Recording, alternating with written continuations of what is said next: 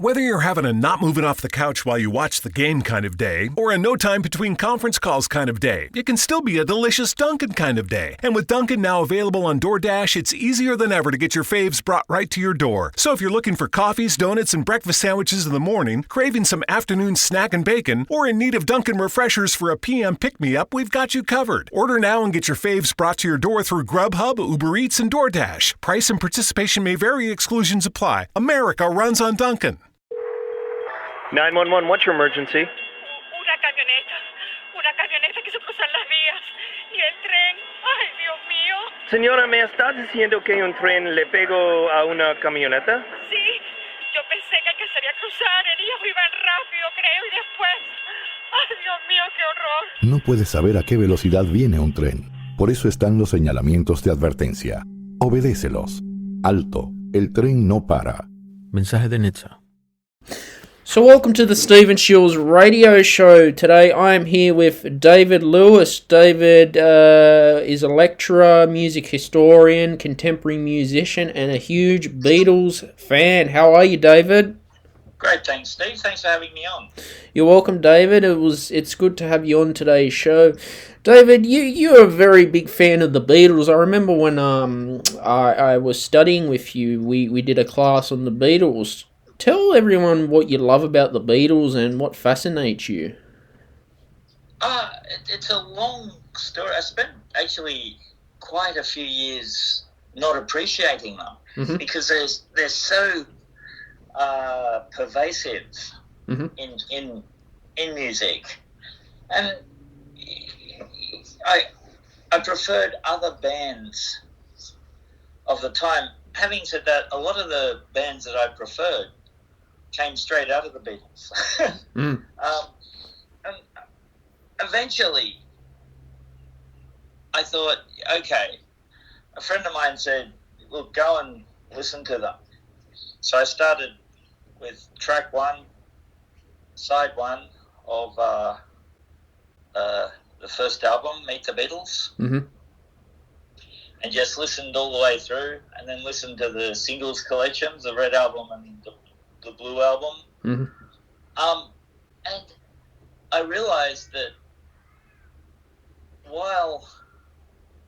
I realized just how great they were. And when you listen carefully, musically, it's quite extraordinary. They do things that no other band was doing at the time. Some bands did it after. Some bands did similar things. Some of the classical movements that you get, that the Beatles would do things that were used in classical music. You had Pete Townsend in the Who bringing in suspension chords like Britain, for example. You had the Beatles using pedal notes, which in commercial pop music hadn't really been used before. They'd been used in blues and other folk music, but the Beatles were the first ones to bring this sort of stuff in a more formal sense. The vocal harmonies are incredible. The songs, I mean, the public doesn't get it wrong that often. I mean, we hear all the time, just like a song. But most of the songs that last are terrifically great songs. The Beatles give us Yesterday, the most covered song of all time. They give us, Hey Jude, Lucy in the Sky with Diamonds, Day in the Life, which is an extraordinary. Day Tripper. The mid-period Beatles and the early period Beatles are just incredible too. I'm too young to have remembered them. As a group, they split up well before I was aware of anything. But they they pervade the culture, and really they should. Yeah, well, the Beatles are very successful, but they had success far too quick, and it was such a shame that they split up, because I really thought they had potential to still play to this day, and it sucks about that, because the music was so good. At one point they had an orchestrator, so there's some classical harmonies involved, like you were saying about pedal notes. Why did they get so huge so quick and then split? What caused that? Yet they were so talented. Well, they get so huge. No one sounds like them at the time. They're the first English rock band to make it in America. No one had done that before. I think there's a couple of singles that do well. Acts like Cliff Richard had tried and not made it. Marty Wilde had tried and not made it. And the American market is notoriously difficult to break into. Oh, yes. And there's a lot of reasons behind that. I think mostly is that the American market starts off local and expands. So that's why, in a sense, the city where you come from is really important. Springsteen out of New Jersey, Prince out of Minneapolis, Stax out of Memphis, Motown out of Detroit, because you started locally. And there's thousands of other examples. People are thinking he hasn't said my favourite. Don't worry. I know. You start local and you expand. To come from overseas, you either have to find a local niche, which is really difficult, or be parachuted in from the top. And the Beatles get parachuted in from the top. Now, there's a lot of smart marketing from the record company, and I think from Brian Epstein, who I think too, because they sound so unique. You got the Liverpool accents coming through, and sometimes they play them up. But they don't, even though they're singing in that style that sounds like an American accent, they don't sound American by any. So there's that novelty factor there. The songs are great. Even some of the early songs, there's never quite the chord you'd expect. There's never quite the structure you'd expect. Lennon and McCartney, and then later George Harrison, were exceptionally talented composers and exceptionally knowing composers. It wasn't. They weren't just working, I think, on instinct. They thought through what they were doing. Some of that, I think, was instinct. But they thought through what they were doing. Yeah. It seems to me they had the talent. Did they ever learn to read like music traditionally? Classical notation. I think McCartney has said that he can read now. Yep. Because he spent so much time hanging around musicians. And, I get this too. I couldn't read music till I started at AIM, where you just you absorb it almost. I could read it, but it was, that's 3 lines up in the space, so that's F-A-C. That must be the A. And that's 2 beats. there's the dot, so it's 3 beats. I'm a bit better than that now. Meanwhile, the song's nearly finished and I'm up to the 3rd note. So there must be a B. And then, now where is the B on the guitar? Yeah. The open B string A. Yeah, that's... Now I'm better at reading now. I was always, a decent player, don't get me wrong. But so McCartney says he could read now. They did have training too. McCartney had piano lessons. John's mum had taught him how to play banjo. And I think he had piano lessons. And of course, part of piano lessons is that you learn how to read music. So it's in there. I had cornet lessons and trumpet lessons. I was in a brass band as a kid. Oh, good on you. So, I learned how to read music. And lost the skill, really. It is a skill. See, like you're a guitar and a mandolin player, are you? Yeah. See, with guitar, it's all tablature unless you're a classical guitarist. But see, tablature goes back all the way to the lute. Oh yeah. But see, why is it you're a contemporary musician? Most contemporary musicians really can't read traditional music. They have to rely on tab or via playing ear or transcribing. Could you tell a bit more about that? Well, I think tablature is really important because it is a form that goes back to the medieval times to the lute, and it does mean that we have all this lute music. We have no idea how it goes really.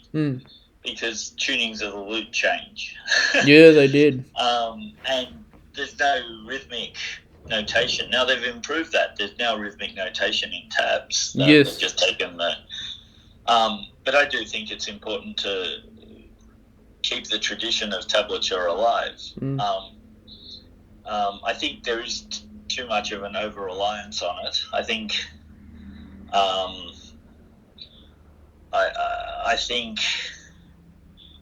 I think if you are able to learn how to read, and with the internet, it's a remarkable resource that can teach you this stuff, or get a teacher.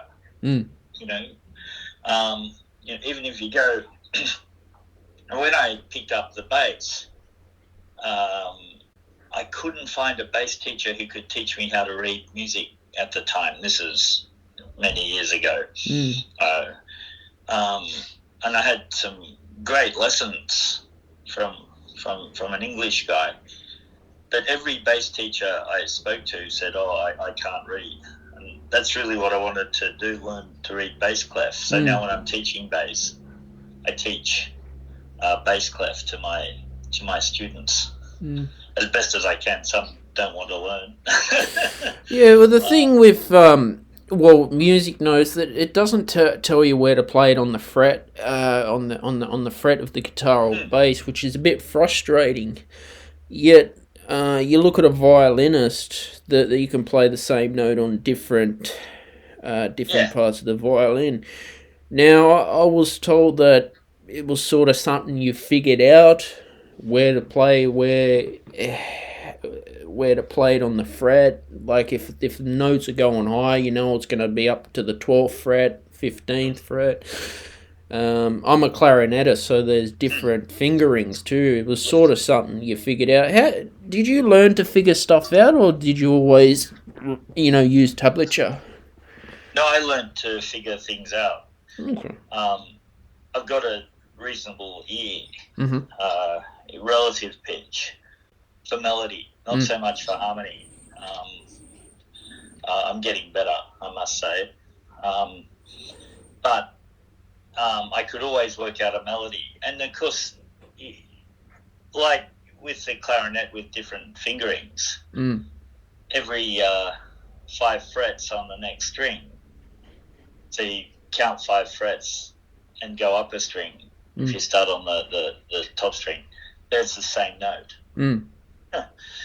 And this gives you a remarkable choice, because in the same way that I think with the clarinet, the different fingerings give a different timbre. Yeah. It's the same with the guitar. You can get a richer,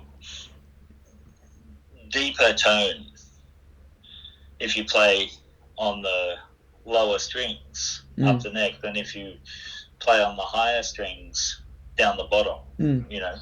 So it gives you a bit of opportunity to. Often laziness dictates which note you're going to use. You don't want to move your fingers too much, but partly you don't want to anyway. It gets a bit hard on the ear if you're jumping all up and down the neck too much. So to stay around the 3 or 4 frets as best as you can helps the listener understand where you're coming from. And yeah, tablature takes a lot of that choice out. But it is, even though I didn't use it that much, it is a great learning tool for transcribing solos, for learning solos, or for learning new chords, learning guitar parts. I mean, I'm trying to think of songs I learned through tablature.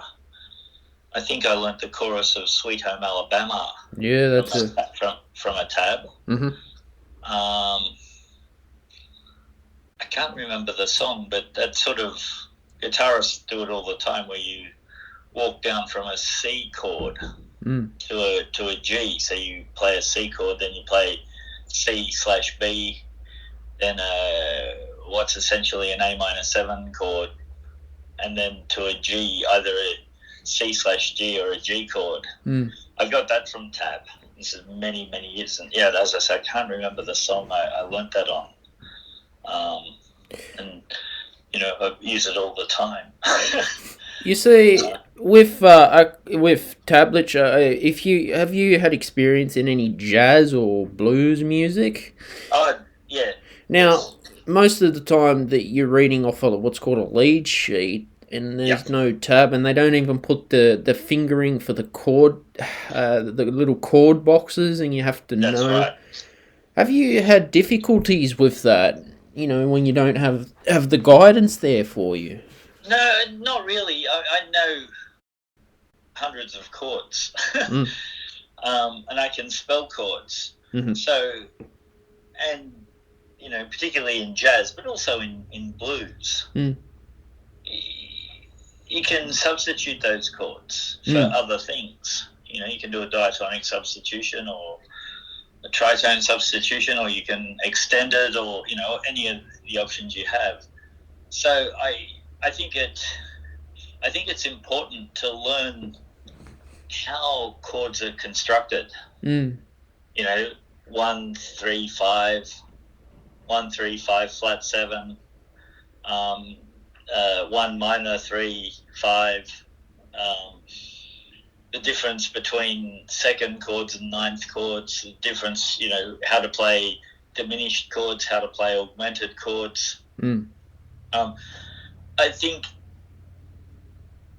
over time you learn how to substitute chords. Learning the diatonic major scale was a real eye-opener for me.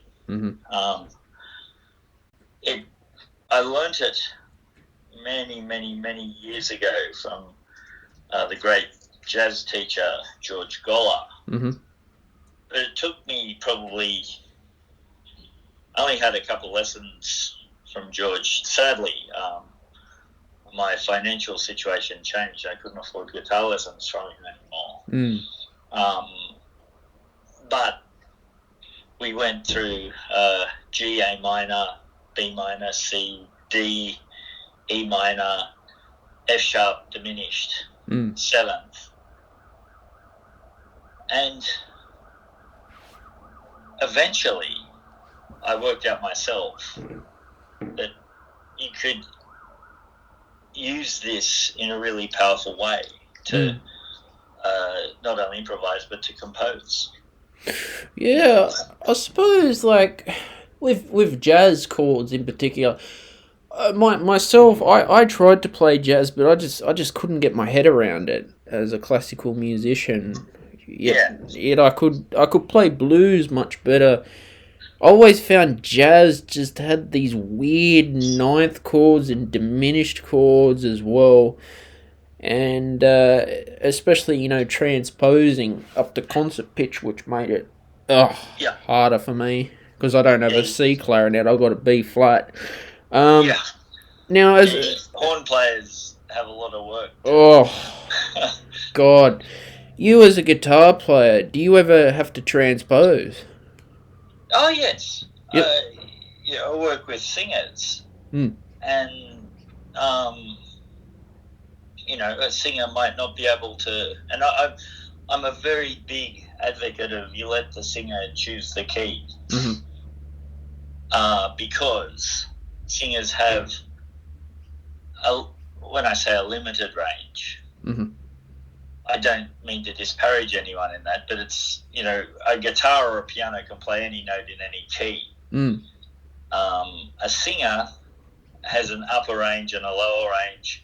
You want to get the singer's voice where it's at its absolute best, And,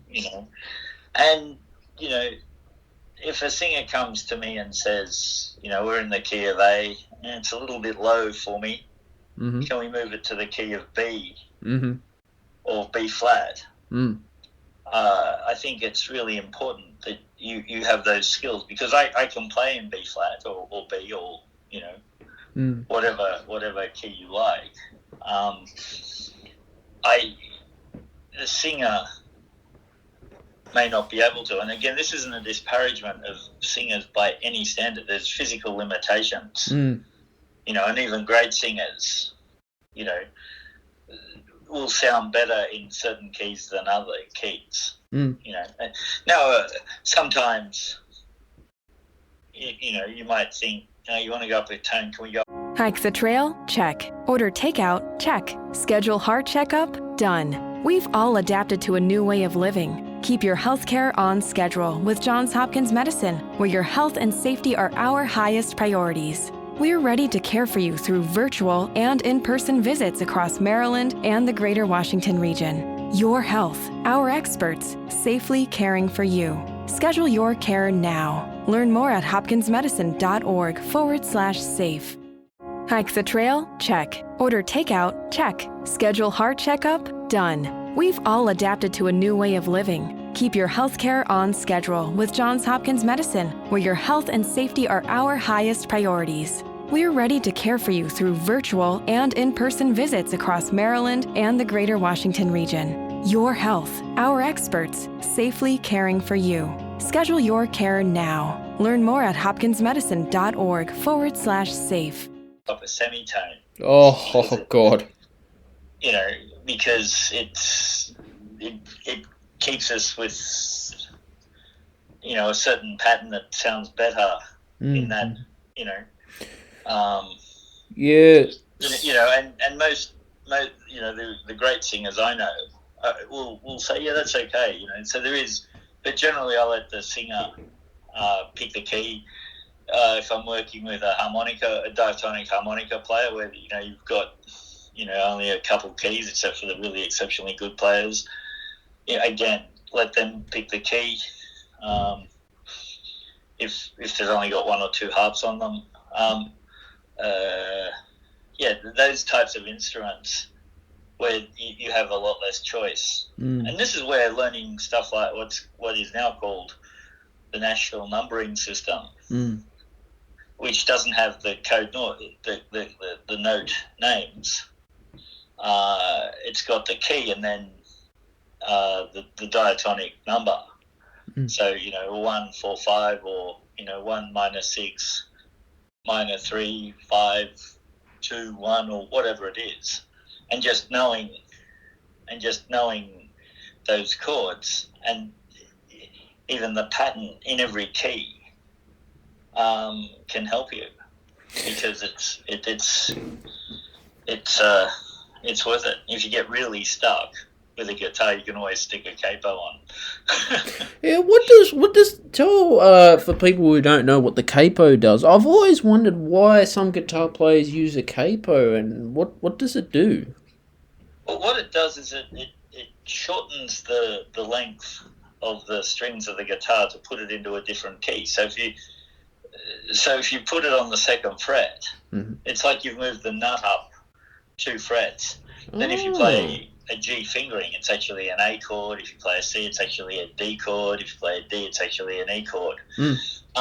Now, its strength is in not just being a transposition tool, but a transposition tool that allows you to keep open strings as part of your, if we put it on the first fret, say, an E is an F, a D is an E flat. To play that without a capo, you might lose particular voicings. It changes the tone in really pleasing ways. There are some guitarists who'll be listening who'll be saying, "Oh, you don't use a capo, you've got to be able to play in all 12 keys." And I get that too. But used properly, they're a really powerful tool. Because it's funny, it's good that you told the audience that, because the guitar books, I've found that they don't explain the capo properly. I always found that, I always thought the capo was just to make it sound nicer. And you're right, it absolutely does make it sound nicer. In some cases, but it's also there to transpose. Ah, interesting.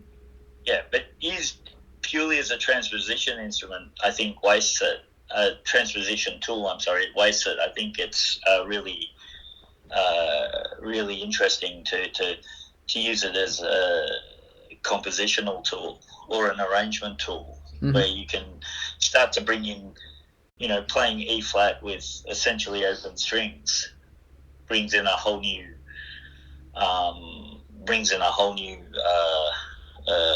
palette that you can use, or F. These chords where you've got to close all the strings with your fingers. And of course, it's vital, I think, that you learn as a guitar player, that you learn your bar chords, and be able to play in all 12, but what is actually 30 keys. I think everything you can use to play your music to the best of your ability, I think, is fair game. Well, that's exactly right. I mean, if you can broaden your horizon with as many keys, like, I always tried to learn, I always wanted to play in C sharp major, C flat major, D flat major, A flat minor. A lot of the jazz songs, especially like African American descent, are playing in B major, so they're playing in the hard keys. How did you cope with that?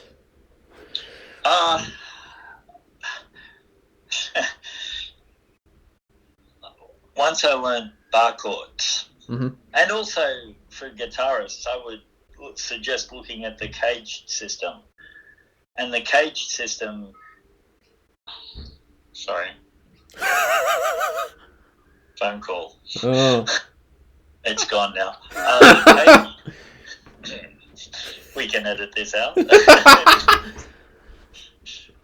The caged system is a way of playing chords all over the guitar using 5 basic chord shapes: C, A, G, E, and D.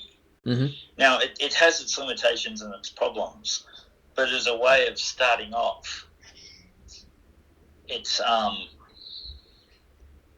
a great way of learning the guitar neck. It's a great way of learning how chords fit together.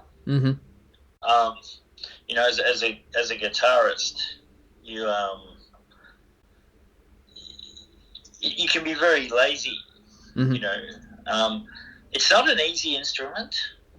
Like something like the clarinet isn't seen as an easy instrument. No. But neither is the guitar. you got 6 strings, four fingers, 3 chords, and 1 idiot playing. Oh. But it's 4 beats. Yeah.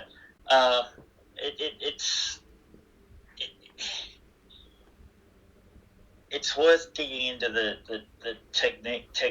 technical side of the guitar. Now, you don't need a lot of advanced music theory. Like playing in the key of C flat is really the key of B. Oh, interesting. Except the notes are spelt differently.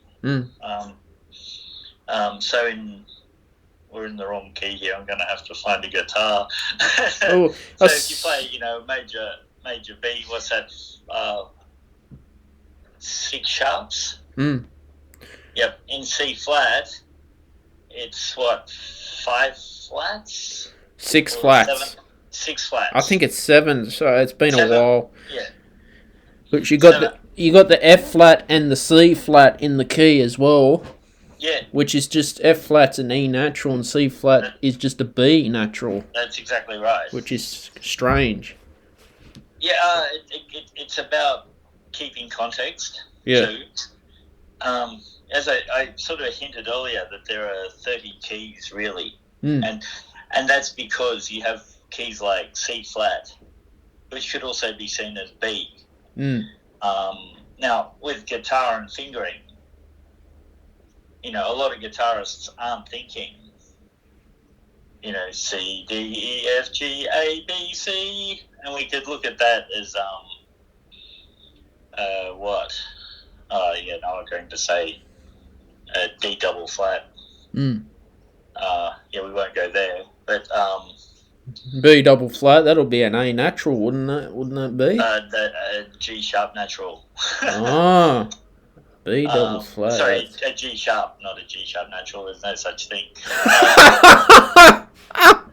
But my point is that you should learn all the keys. Absolutely. And as and I've clearly failed doing this, as I've forgotten how many sharps and flats are in B. But as a guitarist, you don't need to. You don't need to learn all the keys. You can just learn the patterns and transpose them up and down the neck. I think as you get better, learning the notes, learning the keys, learning the diatonic scales, learning the chromatic scales, the more you know, the more you can know, the better you'll be.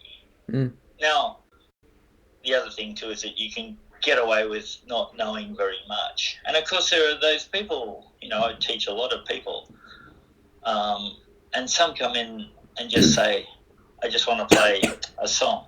I want to be able to play Country Roads by John Denver, or Nothing Else Matters by Metallica, or that's a popular one by Guns N' Roses, or whatever the song is. And the wrong way of going about that is saying, well, Country Roads is in the key of A, so we know that there are three sharps, and he's using basically an A major scale, mostly pentatonic. There is a bridge that is in F sharp minor. All people want to hear is Country Roads, Take Me Home. Nobody cares about that. And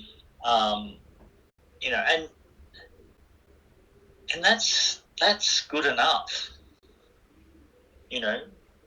We can, as musicians, we can get so tied up in music theory that we lose it. And I'm wondering if your experience with jazz was that overthinking.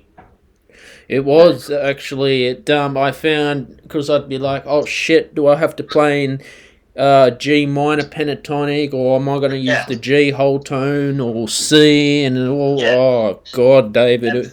And by the time you've worked it out, there's your 16 bars gone, and we've moved on to the other sax player. That happened, mate. That happened a lot. Yeah. And and it might be that you're just not suited to jazz playing, that you're a classical player with all your classical playing. That makes a lot of sense. That's it. You got to do something that I'm good at, which is classical. Happens. And as a musician, you always play to your strengths. Push yourself as far as you can. But classically trained people start with a completely different approach to jazz trained people, or to contemporary trained people, or to blues trained people, or to all the notes are the same. A C, middle C in jazz is exactly the same as middle C in classical. The middle C that Bach wrote down is more or less the same middle C that James Hetfield uses in Metallica. There might be frequency issues, but that's a whole other debate for a whole other day. But the C major scale that Bach used, tone, semitone, tone, semitone, is exactly the same. It's a whole range of other things that make Metallica, say, different to Muddy Waters, different to Johann Sebastian Bach, different to Stravinsky, different to Benny Goodman, but they're all using the same elements, just different focuses on different elements, rhythms, how they stack chords, what chords they use, what intervals they use. But when it gets down to it, it all stems from middle C, and everything just a variant from that. Well, let's go to Jimi Hendrix. He never learned to read any music. Didn't have a clue what he was doing yet. So talented. Died at 27 years old, very young. Member of the 27 Club. Yep. Now you get these conspiracy theories saying, the Beatles sold their soul to the devil, to Anton LaVey, just to get fame and fortune. Did you hear a lot of that when you were growing up? All the time. When I was, because I'm very old, and even though I grew up in rural New South Wales, this stuff filtered through, and the whole idea of backwards masking, spinning records backwards and getting, satanic messages. Yeah. I took out my country record and spun it backwards, and the dog came back and the truck started working. It was good.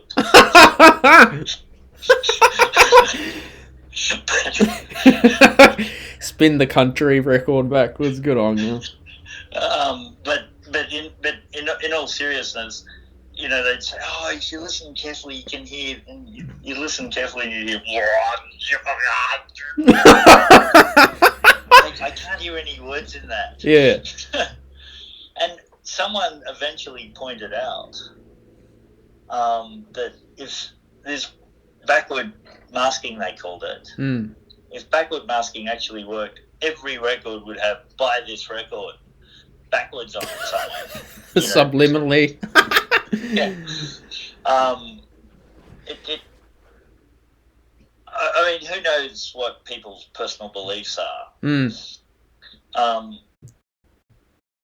But I think there's, there was talk. How could these working class lads from Liverpool understand music theory in the way they did without formal training one, that's a really offensive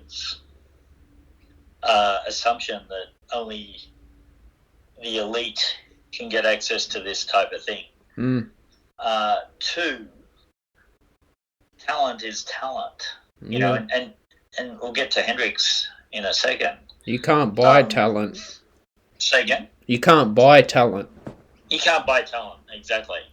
And Hendrix just had this incredible ear. You know, he was using highly complex chords without knowing what they were. You know, but his ear told him, and his instinct told him that this chord is the right one for, you know, and he gets essentially kicked out of the army for thinking about his guitar too much, not focusing on the job of being a paratrooper, which, you know, is not just jumping out of planes, but, you know, drill, sentry duty, cleaning, maintenance, all of that stuff. I think it's like Tommy Emmanuel, who can't read music. I was surprised because Tommy had a long career as a session musician. And I'm guessing he can read chord charts, but he can't read or write the stave. That's what's harder. That's what's a disadvantage as well. Yeah. Because what happens if you know, you're excellent as reading notation, as chord charts, but then one day you get called for a gig. Oh, David, you need to read music. Yeah, I've been there. In the end, you either sometimes, you know, we'll have to get someone else in because you have to play it. Often, though, the arranger says, "All right, you know, take it home and learn it." And as I said, I could do that. So, you know, C is F-A-C. F, every good boy deserves F, got it, you know. And that's for 2 beats. And then, you know, you get it. But, yeah, for Tommy Emmanuel, you know, for Jimi Hendrix, they just knew where to put their fingers, or know. With Tommy's case, he's still with us, thankfully. Knows where to put his fingers for the best, and it's not just having a great ear; it's experience of knowing, you know, where to put your fingers. And you know, I think as you get on too, and this is where maybe, you know, for you to improve your jazz, if you like. It's just listening to everyone, and I mean all your favourite players, you know, spending a lot of time just listening, transcribing, you know, writing down the notes, you know, sitting with your clarinet and putting on you know, Jeff Coffin of the Flecktones, Bella Fleck and the Flecktones, and just spend, you know, hours listening to Jeff Coffin play and how he phrases, and then pick out a couple of your favourite solos and notate them out, and then play them through and see, that's where, and it's against this chord, and he's used, okay, and he brings in the F sharp, and we're in C here, but that's because he's playing over a D major chord. Oh, that's interesting. But the D major chord goes to a G chord, which keeps the F sharp, you know. And then from there, you know, you might start to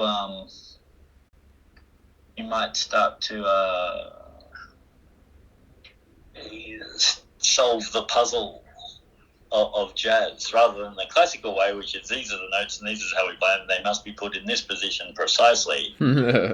Hike the trail? Check. Order takeout? Check. Schedule heart checkup? Done. We've all adapted to a new way of living. Keep your healthcare on schedule with Johns Hopkins Medicine, where your health and safety are our highest priorities. We're ready to care for you through virtual and in-person visits across Maryland and the greater Washington region. Your health, our experts, safely caring for you. Schedule your care now. Learn more at hopkinsmedicine.org/safe.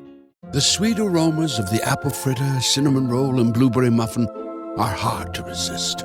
So making it the rest of the way home without reaching in your McDonald's bag is no easy task. But nothing worth doing is easy. Wake up and pair any one of these sweet, fluffy, frittery bakery treats with a McCafe iced coffee. Get any size and any flavor for just 99 cents until 11 a.m. Price and participation may vary. Ba-da-ba-ba-ba. And you don't have to worry about what the rest of the orchestra is doing because they're doing what they do. Yeah, with old jazz recordings, I listened to a couple when I was studying. I did some big band music. Big band was good because it was notated for me, so that made life easy. But sometimes if you're going to transcribe off maybe off an old Benny Goodman record, it might not sound at pitch or might not be in tune to what it was. Did you ever struggle with that when you transcribed solos?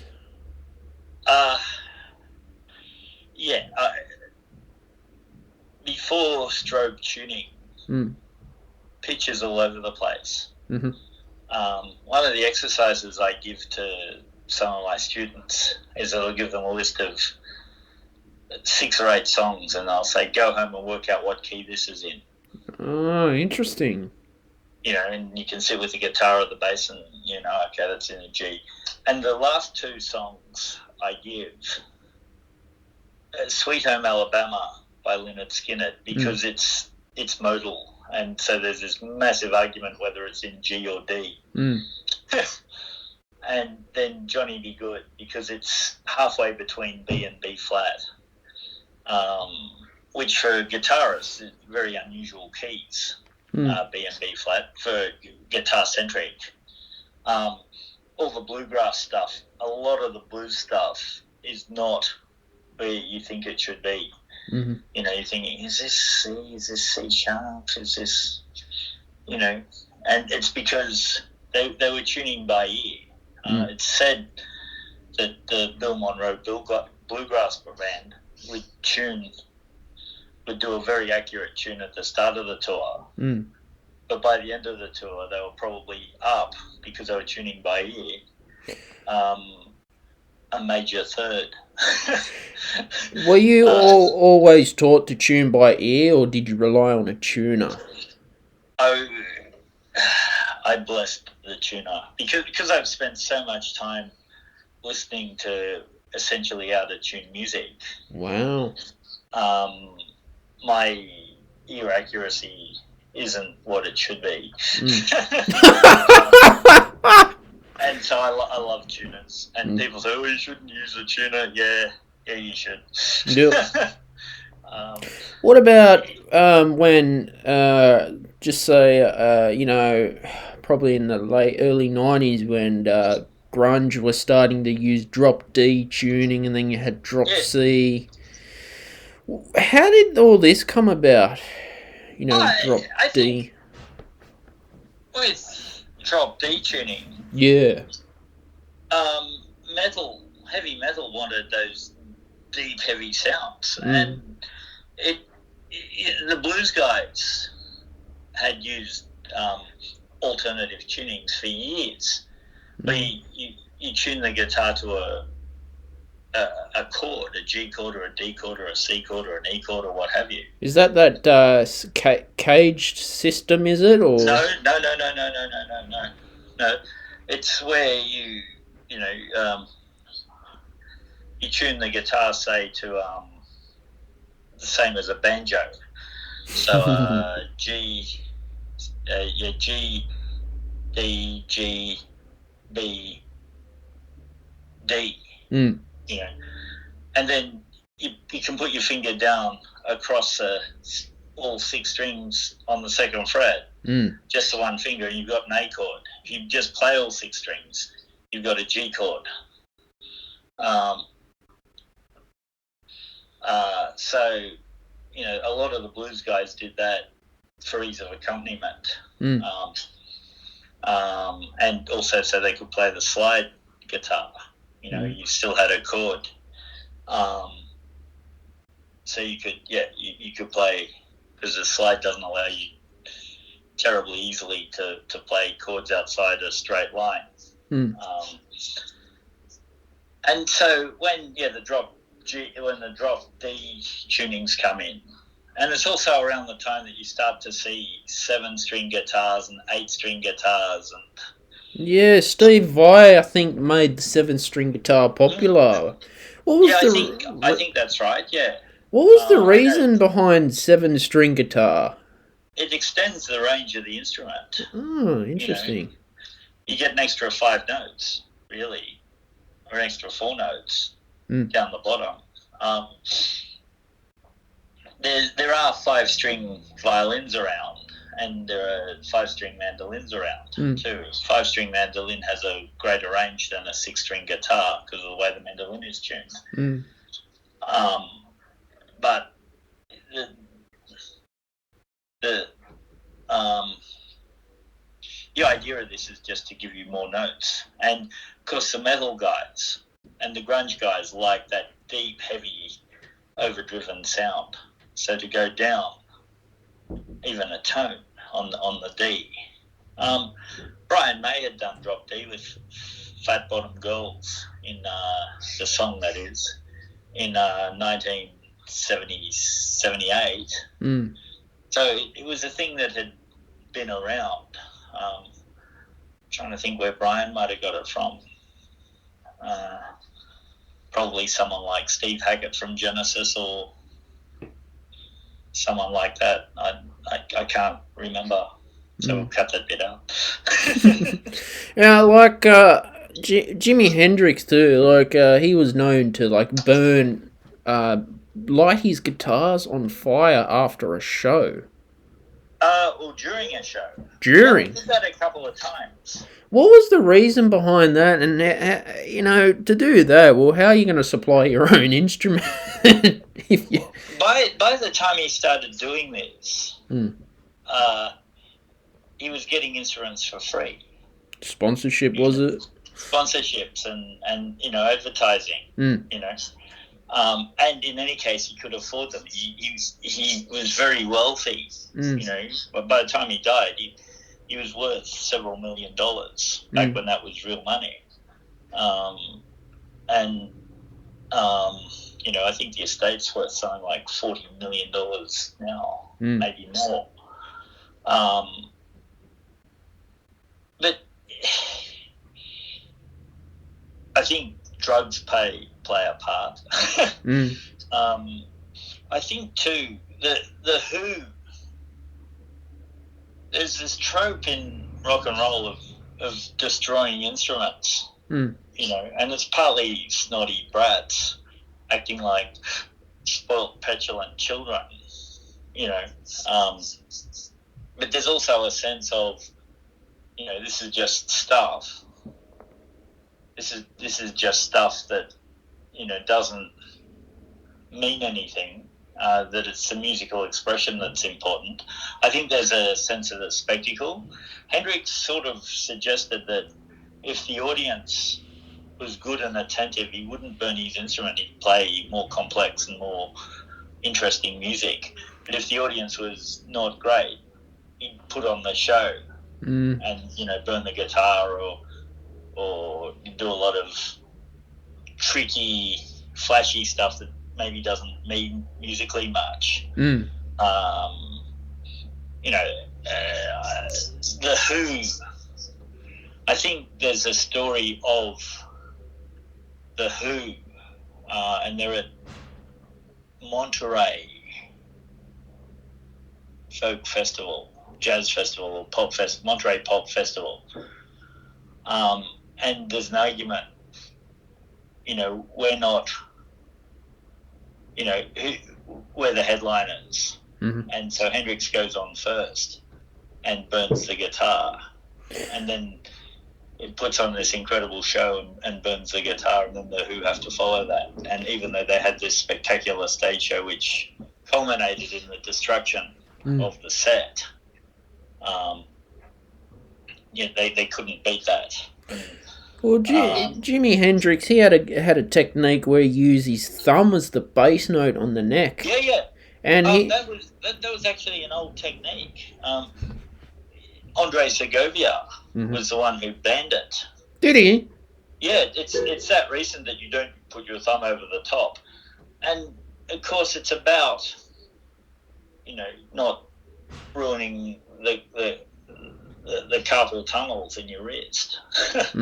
But Hendrix had these massive hands, and he could play a bass line with his thumb while his fingers played the chords. Again, I mean, for any guitarists listening and who care what I have to say, the first rule is no pain, no pain. No pain, no pain. Isn't it no pain, no gain? Yeah, no. Pain is bad. Yeah. If you don't have pain, that's fantastic. But after then, the technique doesn't matter. Don't hurt yourselves, and learn proper technique. Learn how to hold the guitar properly, or the mandolin, or the banjo, or the bass. But if the thumb is the best placed finger to hold that note, and you can do it without hurting yourself, then go for it. Yeah. And I think you can do it without hurting yourself. Particularly on the other thing too, classical guitars have a much thicker neck than an electric guitar, or a much wider neck and a much flatter neck. So putting your thumb over does become physically difficult. Yeah, it does. I mean, classical guitar is a bit different. They use a foot pedal. They generally they sit down. They don't stand up, which I don't know why they don't want to stand up to play. And they. Sorry, I laugh because having done many 4-hour gigs, I like sitting down. You sit down? I'm at the age where you don't walk past a seat. And they play with their their fingernails. Yeah. Now I do too. Do you? Yeah, not on mandolin. Yeah. Or banjo, I use finger picks, but on guitar, I usually use my fingers, even electric guitar. Yeah. I mean, that song, Nothing Else Matters, that's classical influence. That's all the intro's played finger picking. And it's in the tempo of 6/8, which is a nice feel to it. And I've heard some classical guitar arrangements of it, actually. They're really nicely done. It's metal, particularly from the new wave of British metal, where you get bands like Iron Maiden, but also players like Yngwie Malmsteen. Brings in a classical influence that I think is really intriguing and really important too. They move away from like the early metal bands, like Deep Purple and Black Sabbath, had a blues element to them. Whereas by the time you get to Iron Maiden-ish, that blues element has gone. Iron Maiden. I'm listening to Iron Maiden on Spotify. I quite like their stuff. Oh, they're terrific. It's a little bit. It's a little bit. What they've done, actually, I'll go another way, is learn how to build a rabid fan base. Yeah. So they didn't go onto Spotify for a long, long time. Wow. The idea was that you didn't buy the songs, you bought an experience. So it was the whole album cover and the merchandising and the lyrics and everything else. That it wasn't just about listening to the music, it was about an adopting of a particular fandom. They've now gone on to Spotify, which I think is good, because I think you can ignore the music, which is, among the very best of that type of music that's been done, can get overlooked in the whole image of it. Did you ever get into vinyl and tapes? I had vinyl and tapes growing up. They were big. Because that's all there was available. Again, I'm very old. But I'm really a child of the CD, because by the time I was earning my own money and could afford to build a collection, you couldn't buy vinyl except, in second-hand shops. And you needed a record player, and I bought a CD player as soon as I could. Yeah, I'm from the CD generation. You couldn't buy record players, And so I'm a child of the CD, and I still love the CD as a concept. I used to get annoyed at snobs. Oh, it's not as warm, and it's not, And I remember one of my best mates, he was showing me his dad's record collection, and he says, "Listen to this," and he puts on the record. Now listen to the CD, and I said, I can't really tell which one's better. And I pointed out to him that his dad's record player was worth $2,000, whereas by then you could buy a good CD player for about $100. Yeah, CD. I got into CDs, but now, because living in the digital world, I'm a Spotify user. Yeah. I've got work on Spotify, but I'm thinking about putting my stuff on vinyl as well. If I can. I know people still listen to vinyl. Like, there's some record stores in Sydney as well, which I'm surprised are still hanging around.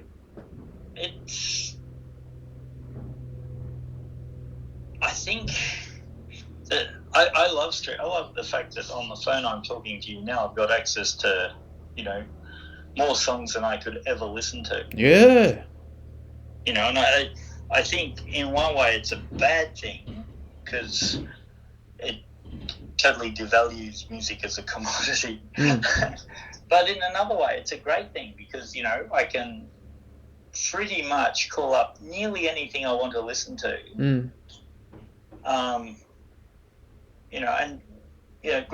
Growing up in high school, I'd be looking through the rock and roll encyclopedia, which would have all the bands. The good old days of encyclopedia. Yeah. One volume, and really just, and some of the bands I knew very well because they were on the radio. But, who are Jethro Tull? Who is Mott the Hoople? And there was no way of listening to this stuff. Who is Susie and the Banshees? There was just no way of getting access to this stuff, because, growing up in rural New South Wales, before Triple J was a thing, that's how old I am. Tell everyone, David, where you grew up in New South Wales. I grew up in Dubbo. Ah, the good old Dubbo. So you're from the countryside, are you? Yes, I grew up in town. Yep. Yes. What was the life in the rural New South Wales like for you? It was fine. I moved because there was more work in Sydney, and I also wanted to be a musician, which you couldn't really do in Dubbo. There just wasn't enough. There wasn't enough gigs. It's very countryside out that way. Yeah, I mean, there was probably enough gigs if you were prepared to drive 6 hours to do. What's the joke? A musician will load $2,000 worth of gear into a $2,500 car to drive 3 hours, which will cost $40 in petrol, to play a 6-hour gig, which gets him $100. And that's pretty true. Yeah.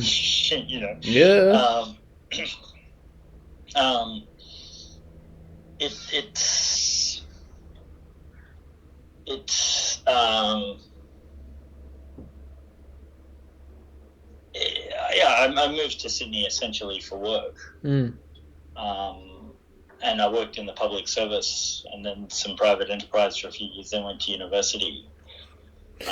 What did you... When did you decide to do music in university, or what did you do any other degrees? No, I didn't really have the option. Back then you had to audition. Did you? To do music. Mm. And it was before the help feeds and the hex feeds. Yeah, it was all private back then. Yeah. So you either audition for the conservatorium, which I had no chance of getting into. I found out later I could have auditioned for New South Wales or Sydney University, but again I would have had no chance of getting into that because I just didn't have even though I was working, I didn't have the chops as a musician, to be able to do that. I'd only had a couple of years experience gigging, and I'd worked everything out by ear, and also, I when I started gigging, I really didn't know how to play. I'd just tell people I could play, and then worked very hard to make it seem like I could. So I did history at university, history and political science. That's very good. That's pretty good because I like history myself. But I listen to the Dan Carlin podcast. Right. Yep. He does history. He does a political show too, but the history's better. And did you ever get to study about the Mongols? No, I went to New South Wales University, which was a modern history. Modern. I read about the Mongols, and I know a little bit about them. But I went in actually thinking I'd like to do medieval history, like Umberto Eco, the great writer. But New South Wales, I think the earliest, there was early modern Europe from 1650. So that was the earliest I could do. And then as you sort of go through, and I did my honours year, it was cheaper to do Australian history because I could drive to Canberra. Australian history is quite interesting. It's not very... It's for some reason not talked about a lot, yet there's so much history in Australia, David. About the... We have the oldest civilization in the world in Indigenous culture. Yeah. The oldest surviving civilization in the world.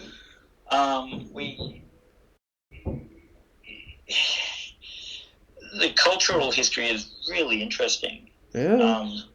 And the political history is too. There's a lot of fascinating characters in Australian history, and a lot of really interesting themes that really don't get, and I'm a big fan of Australian art and Australian literature and Australian poetry. Particularly, I like 20th century Australian literature and 20th century Australian art.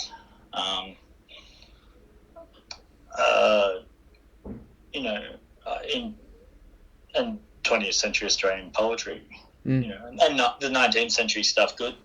I haven't read a lot of 21st century stuff, so I can't comment. That's fine. You see, there was in Ballarat, there was an actual war in Ballarat. The Eureka Stockade. Yes. Now, it's funny in history, no one talks about that. It's always the American Civil War you hear. It's always, World War II based, but no one really wants to talk about World War I with Australia. I feel history it's too, it can be narrow-minded. It's always America all the time. It depends where you look.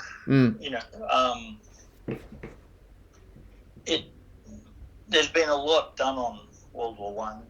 The whole Gallipoli thing. Yeah. Which opens up very interesting questions of national identity. And what did Gallipoli mean? Why were we there? It was as to hear it from the Australian point of view, it was just Australian and New Zealand troops. But in fact, there were 10 nations, and the Australian New Zealand contingent was actually relatively small. One of our prime ministers, Stanley Melbourne Bruce, was at Gallipoli, but in the British forces, for example. Another Governor General, Richard Casey, was at Gallipoli with the Australian forces. They didn't know each other then. They later worked together very closely.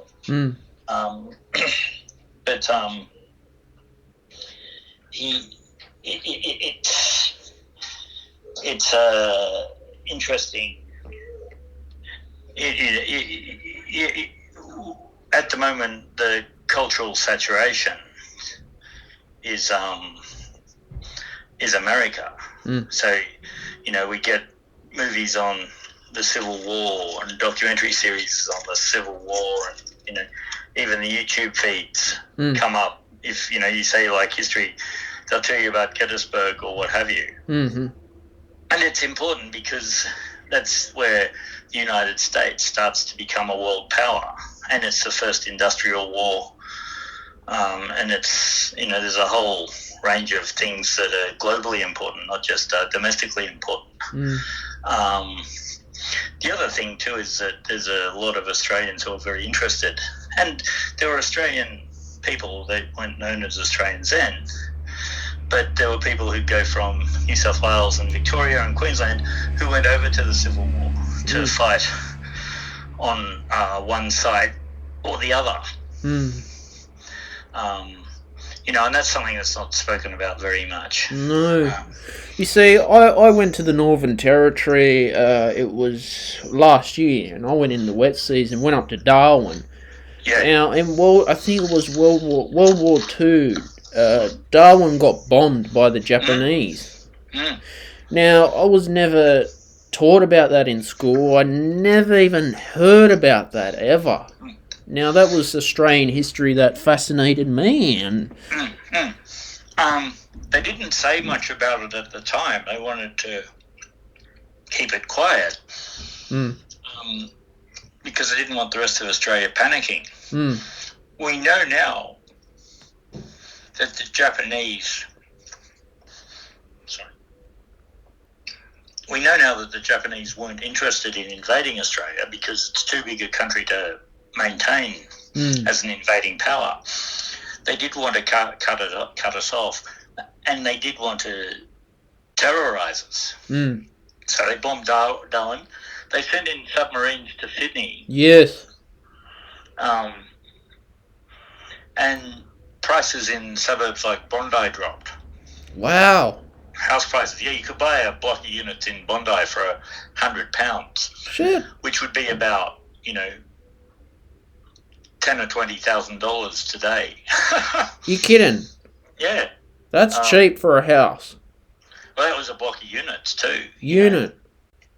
So, but of course, no one wanted to buy this stuff because they thought it was going to get bombed, and if there was an invasion, that the Japanese troops would race up, Bondi Beach. Of course, we now know that the Japanese saw it as impractical to invade, but to keep Australian citizenry in a state of fear and panic, and to cut off the supply lines too, is better than occupation. And the government had plans to have, if the Japanese invaded, that everyone would pull back to south of Brisbane and let the Japanese stay in the north till they could kick them out again. Well, the troops in World War One, they were sent down to Sydney, weren't they? Now, that's a bit odd. Like, if you've got up in the northern Australia, why were the troops sent to Sydney, David? In World War One or in World War Two? Was it World War One? Yeah, World War One. There were a lot of troops, and you needed a port big enough to be able to handle the number of ships to send the troops out. And I think there was Sydney and Perth. and maybe Melbourne, and Melbourne was too far away. Mm. So yeah, it was that simple. Mm. But see, back in World War One, we had a pandemic. It was the Spanish flu. Mm-hmm.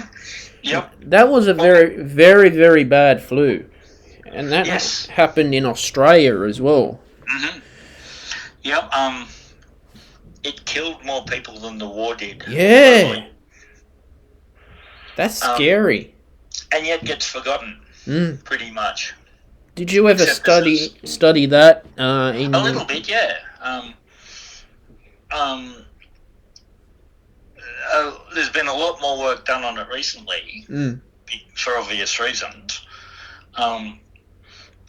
But I was more interested in how it doesn't enter public consciousness in the way that, in England, if you go and talk about the Somme Battle of the Somme, where 60,000 English troops died in the first day.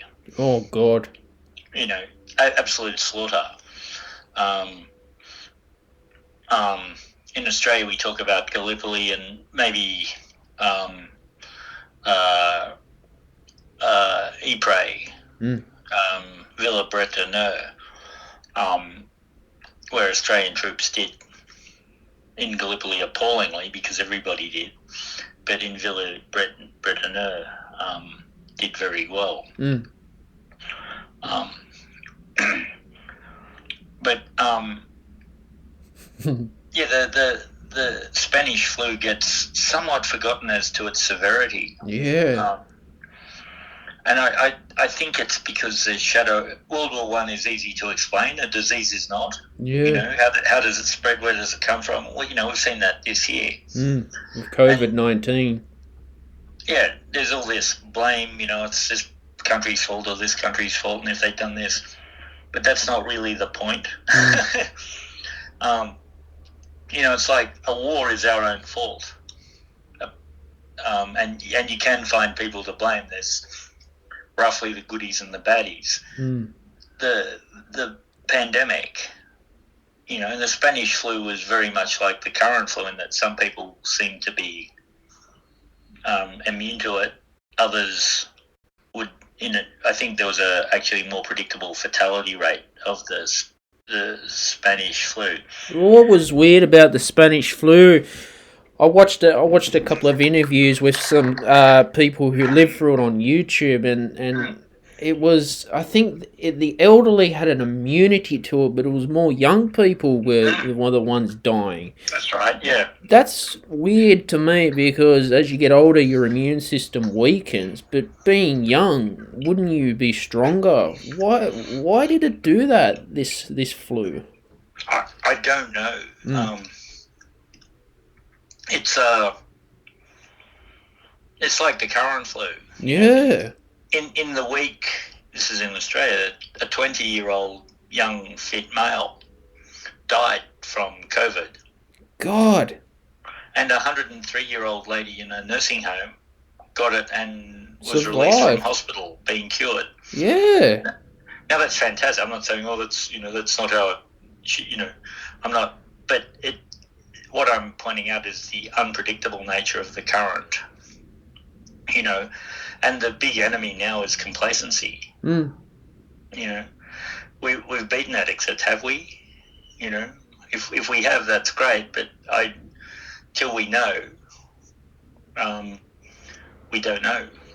Well, we don't know. I mean, it was a forgotten flu for about 100 years, and the whole face, the face mask, that came in from the Spanish flu. Yeah, and it didn't stop you getting it, but it stopped you giving it to others. Yeah, which is the same today. It fascinates me because there was no vaccine for this flu. How did the Spanish flu end? It just eventually dies out, I think. There's no vaccine. And this is before we've invented penicillin and things like that. And it just finally enough people get immune to it that it just, if not dies out, stops being a threat. A bit like SARS. Yeah, that was bad.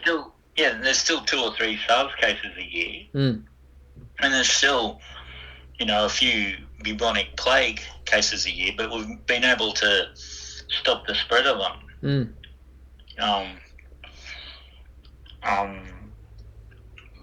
But I'll leave it there. No, it's good. You give a bit of knowledge about that as well. As a historian, But David, it was very nice interviewing you today. It's been a pleasure. Thanks, Steve. David, where can the audience find you on social media? I've got an Instagram page. Yep. That's probably the best place. And it's dlewis2192. Mm-hmm. And I'll put the your Instagram in the show notes as well. Do you have any music that you've published anywhere that people can find, or a website? I've got an album coming. Yep. I've started pre-production on a solo album, and when that's ready, I'll let you know. Sweet. All right, everyone. Thanks for listening to today's show. David Lewis, very amazing. I studied with him. He's got a lot of knowledge. Stay tuned for the next episode. All right. So what I'll do now is I'll play my song "To Live Is to Die." This was published on my first album, Death and Life. I've also got a music video on my YouTube channel. Links in the description. Enjoy the show. Peace out.